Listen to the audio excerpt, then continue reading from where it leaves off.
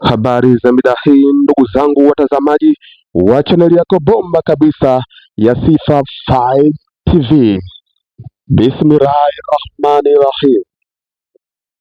Kwa masikitiko makubwa sana, Sifa 5 TV inawaletea tukio la mazishi ya marehemu mzee Satajiri yaliyofanyika nyumbani kwake Manda, kata ya Miono, mkoa wa Pwani. Marehemu amefariki dunia tarehe 28 Disemba 2025 na kuzikwa tarehe 29 Disemba 2025 kwa kufuata taratibu za mafundisho ya dini ya Kiislamu. Msiba huu umehudhuriwa na viongozi mbalimbali wa serikali, ndugu, jamaa na marafiki, akiwemo Rais mstaafu wa Jamhuri ya Muungano wa Tanzania Mheshimiwa Jakaya Mrisho Kikwete, waliokuja kutoa heshima zao za mwisho. Kupitia video hii, Sifa 5 TV inaungana na familia ya marehemu pamoja na waumini wa Kiislamu na Watanzania wote katika kipindi hiki kigumu cha majonzi. Rais mstaafu wa Jamhuri ya Muungano wa Tanzania Mheshimiwa Jakaya Mrisho Kikwete kuna haya aliongea katika msiba huu wa mzee Satajiri. Niseme kidogo kuhusu mzee Satajiri maarufu. Mimi nilipochaguliwa kuwa mbunge nilianza mwaka 90. Wakati ule Bagamoyo ikiwa ni wilaya nzima ndio jimbo la uchaguzi. Mwaka 1995 ndio nikagawiwa jimbo la Chalinze na jimbo la Bagamoyo. Na kwa hiyo nilipoambiwa kuchagua, nikachagua jimbo la Chalinze. Wale watu wa Bagamoyo wakasema uanzie Chalinze tupeane kwa zamu. Wanakaa Chalinze miaka 5, alafu Bagamoyo miaka 5, alafu sawa. Lakini angalau ngoja tuone kama kuna lazima wa kufanya hivyo. Baada ya kuundwa jimbo la Chalinze na mimi nilipokuja kuchaguliwa kwa mbunge, niliunda kamati ya wazee. Kila kata nilichukua mzee mmoja. Huku nilikuwa na mzee Satajiri. Alafu kule kipindi tulikuwa na mzee Dome.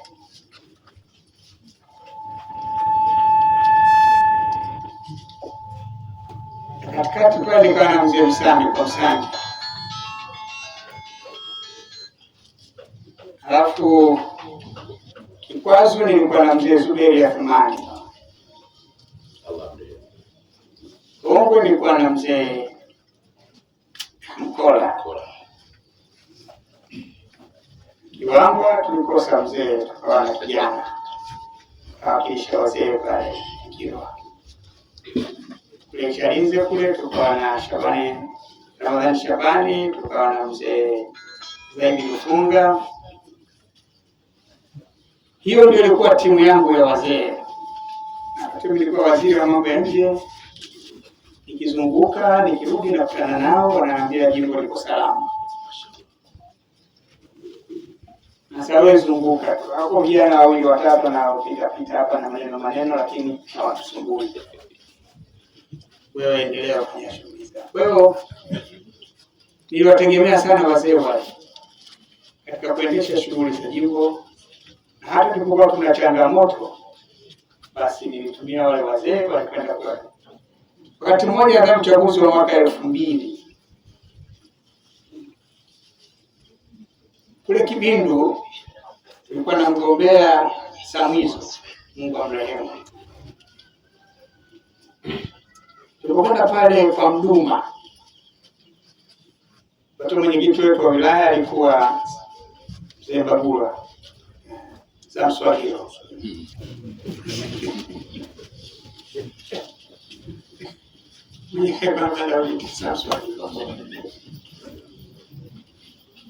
Mswahili alikuwa hodari sana kwa kuwasemea watu. Panda jukwani pale akamsemea vizuri Mzee Mkapa, alisemea vizuri mie.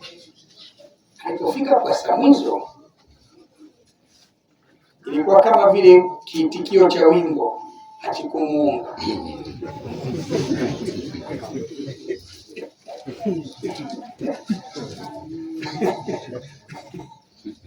Sasa Mzee Mbagula alisema mpaka maneno akamwishia akasema hayani.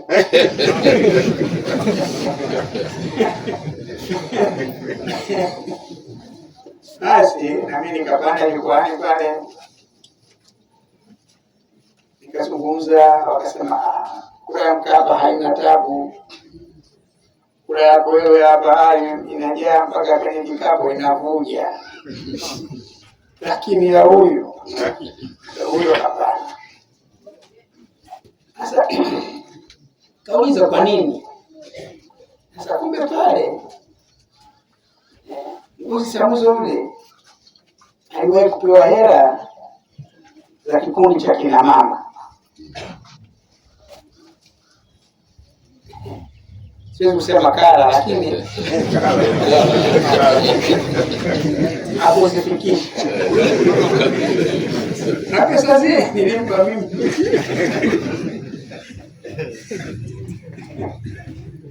Wewe akasema huyu malipo yake ni kunyima kula tu basi.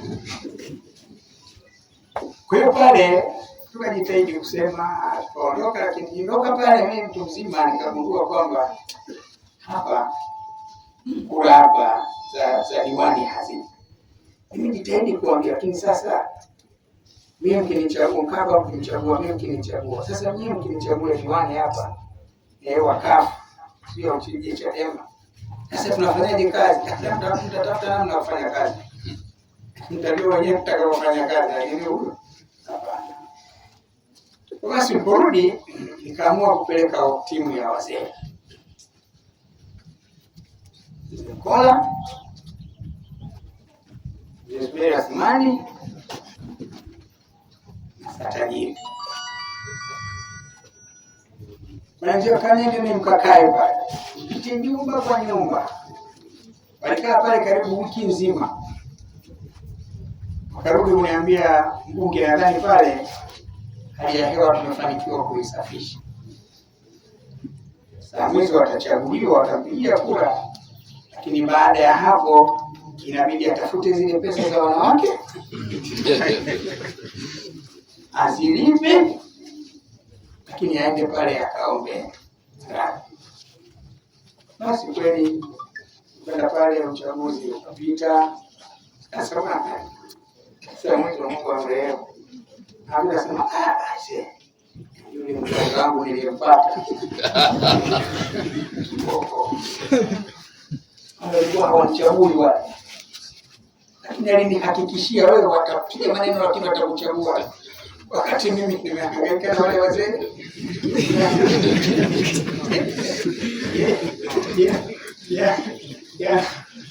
Anazungumzia wale kibuyu. Kama nilimsaidia nimekwambia. Basi tukaendelea naye, lakini mzee Tajiri alikuwa sahibu sana. Ukiacha kwa Mungu, hata baada ya kuwa rais, kila mwaka kila wakati anakuja pale nyumbani Msoga. Tunakutana, tunasaidiana. Nilipata habari kwamba anaumwa. Nilikuwa kule Hamisi kwa alikuwa kila wakati ananipa taarifa kwamba anaendelea hivi. Kwa hiyo nilisikitika nilipopata taarifa jana kwamba amefariki. Jana ule nikasema bwana, ngoja basi tujitahidi. Tulikuwa tunashaka tu kwamba hawezi kufa mzee mzito kama huyu kukosekana mvua. Lakini nilikuwa namwambia shehe hapa, yani utaalamu wote mliokuwa nao umeshindwa kuzuia mvua. Akaniambia fundi mwenyewe huyo kaenda.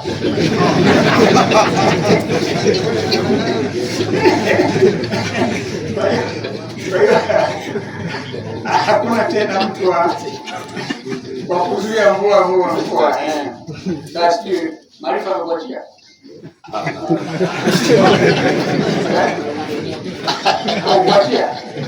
Hawezi mtu wa kuulizia. Basi mimi nadhani alikuwa mtu mwema sana. Mtu mwema, yani ni mtu ambaye ana msaada hata bila ya kumuomba. Yani akiona kwamba jambo hili linaweza kuwa la manufaa kwa jimbo, kwa nchi, kwa kata, kwa eneo, atakuja kwa mahali fulani kuna hivi fanya hivi. Kwa hiyo ni mimi mpaka wazee wangu wale, mzee Dome hayupo, mzee Msami hayupo, Asmani hayupo, ule Ramadhani Shabani hayupo, alikuwa amebaki huyo na mzee Mkola, ambao kila mwaka, kila mwisho wa mwaka tunapofanya zile sherehe zetu zile za kupokea mwaka, lazima walikuwa wawe hawakosi kuja, lakini tunakosa siku yake imefika, hakujaliwa. Lakini pia kwa mwaka huu bado pale nyumbani kwangu nafanya matengenezo, hayakuwahi kukamilika. Kwenye sherehe ya kupokea mwaka mpya hatutaifanya kwa tarehe 31. Tutatafuta wakati katikati ya mwaka, lazima tufanye kazi ya kupokea mwaka wa 2026. Kwa tarehe 31 kuamkia tarehe 1 shughuli haitakuwepo, lakini itakuwepo wakati wowote katikati ya mwaka. Hatutapitisha robo ya kwanza ya mwaka 2026. Kilichobakia tu kumwombea mzee wetu. Amefanya mambo mengi, na hakika kwa hayo mema aliyoyafanya na Mwenyezi Mungu atampatia kitabu chake. Assalamu alaikum warahmatullahi wabarakatuh. Na shehe wetu Mrisho kuna haya ameyaongea katika msiba huu wa mzee wetu Satajiri.